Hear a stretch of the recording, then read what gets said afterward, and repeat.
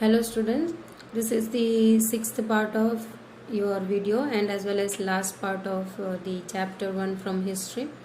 So in the last video what we have covered, the topic was how do we periodize. So James Mill has periodized the Indian history into three different periods, that is Hindu, Muslim and British.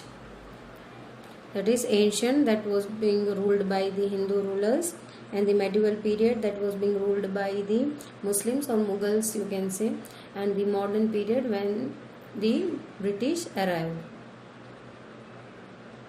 So next topic what we are going to cover is what is colonial period. As I said, the last period when the modern period was being considered, so it was not completely true. We cannot say that period was modern, because modern means whereas the people were having democracy, equality, liberty, but and as well as equality, but this all was not being enjoyed by the Indian people because we were ruled, and historian referred this modern period as colonized. Now what is a colonial period? Colonization, what does this word means? When British conquers any country, they made their own colony and started exploiting politically and as well as economically. So this is the meaning of colonization. So in India, in the case of India, they came as a trader. For trading only they came in India, but later on they conquered local Nawabs and Rajas, as they have invited Rajas and Nawabs has invited in India them to trade, but later on British conquered Nawabs and Rajas. After that they established their rule. Then they also started subjugating locals. Subjugating here means to control. Even they established control over the economy and society. So how they have to control on the economy and society? They brought the changes in values and taste and customs and as well as practices. How? Changes in attire. We used to wear the Indian clothes, like women used to wear saris and men used to wear dhoti and all, but Western attire was being introduced by the Britishers. We started following that. And food habit also was being changed during the British period, like teas and coffees, potatoes were also included. So all this was being brought by the Britishers. And even in the religion, you can say the Christianity, because British people were following the Christian religion, so that was introduced when the Britishers came to India. So we were not becoming modern. What we were becoming? We were colonized by the British ruler, and it was imposed on us. It was not being followed by our will. It was imposed on us because they were ruling on us. So we have to follow the rules and regulation what they have asked to follow.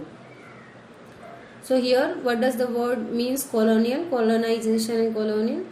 This is the meaning of colonial: the subjugation of one country by another country, leading to the political, economical, social and cultural changes. As I said, colonization, how British has conquered India. So what are the changes, in which part they are changing? That is politically, taking control over politically, economically, socially and culturally. So from where we can know the information or the detail about our past? So this administration produces records. British were ruling on us, so they were keeping records. So how do we know? What sources do the historian use in writing about the last 250 years of Indian history? To write history, there should be some record and evidences on what it has to be written. So there should be some sources from where we can just assemble all that sources and we can create a story. We can write down a history connecting all the sources together.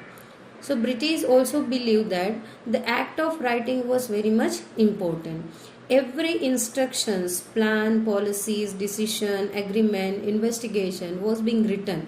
So it could be studied and as well as debated. Debated in the sense that if there is any kind of mistake or if there is any kind of correction that has to be done, what they have already written or already functioned, so that could be changed in future.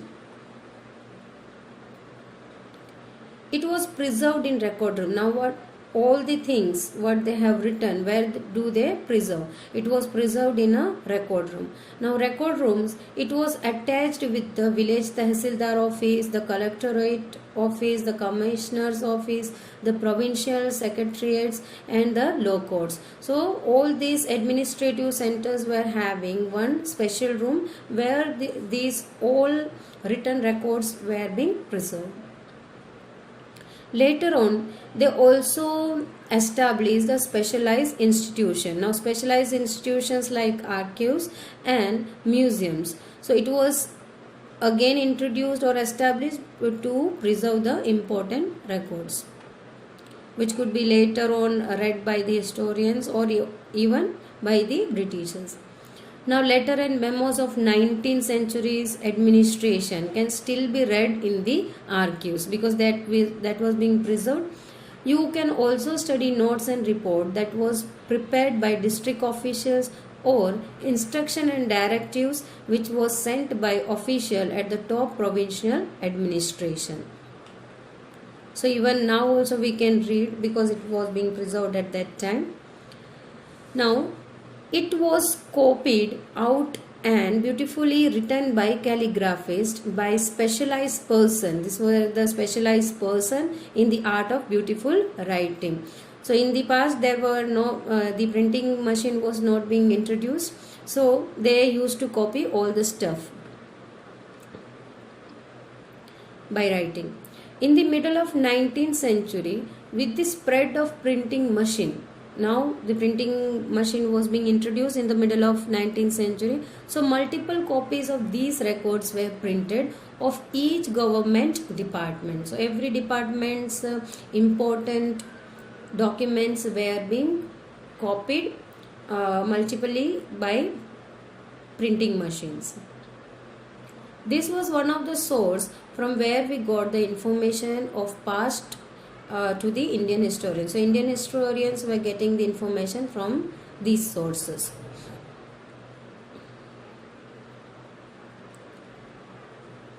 This was the other way how the British were recording the history or information when they came to India. Survey become an important part. Survey become common under colonial administration. Now what is survey? Surveys means recording and examining of a particular area or subject. Subject here means any kind of particular things, etc. If I take an example, in school, how many students like Dairy Milk, 5-star or Munch, you can take away a survey in the whole school. So as a result, what you will be knowing that how many of students are liking the Dairy Milk or 5-star or Munch or the other chocolate. So you come up with the detailed information from where you can write down a detailed history that in our school how many students like which kind of chocolates. The British believed that a country had to be properly known before it could be effectively administered. So before ruling any country, British belief was that we should know properly before ruling it. By 19th century, detailed survey was carried out. Now what kind of surveys they were carrying out? In village, revenue surveys were conducted. So on what they can collect revenue, that was being conducted. The effort was to know topography. So what kind of topography the India was having, like it was mountainous area, hilly regions, or plain area, the number of river that was being found in India, then the soil quality, it was being also taken granted. The flora, they were knowing about the flora, means plants which was found in India. The fauna also, fauna here means animals. So this was being all collected by the survey. And also the cropping pattern, what kind of pattern do the peasant follow in the agriculture. So all this fact was being seen as necessary one. The other survey was taken, that was census counting. Census counting was carried out after every 10 years. Now what do you mean by census counting? Census counting means to count the number of people who are living in that particular area or in the country. So with this we can get the people, the population, the number of people living in India, and as well as their caste and religion and their occupation also. Everything is marked in the census counting. Other surveys which were carried out, that was botanical survey, it means study of plants. Zoological survey, study of animals, as flora and fauna already we have covered in the last point. Archaeological survey, that is the study of human past through material remains, whatever material are remaining, even though you can say buildings. Anthropological survey means the study of the tribes and communities which are living in the region or India. And forest survey, these are the other surveys which were carried out. This data was important to write down the history of 250 years, but this was source produced by the British perspective.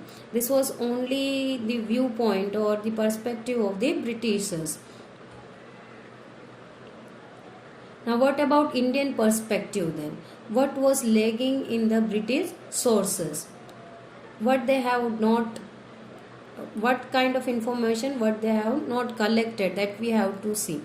So that we are going to cover in our next and the last topic of chapter, that is what official records do not tell us. So this record, the surveys, what they have carried out, all the records which were being kept by the Britishers, that was only by the British perspective. So only one side we are seeing, other side we are not knowing. So then what about our Indian perspective? We have to see the past history in other way also. So what are the official records which do not tell us? Records help us to write down history, but we were not getting the full perspective. It only focused on one side. As I said, British was only recording what they want.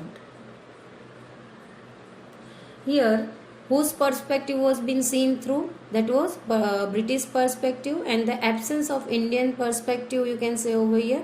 All the development was done for their profit and smooth administration, like railways were being constructed. So it was not for the benefit of Indian people, it was for their usability and profit, so their administration also can run smoothly. So for that reason they have constructed railway. Official record was officer perspective. The records what we have read in the previous slide, it was only the officer's perspective view, because they were writing.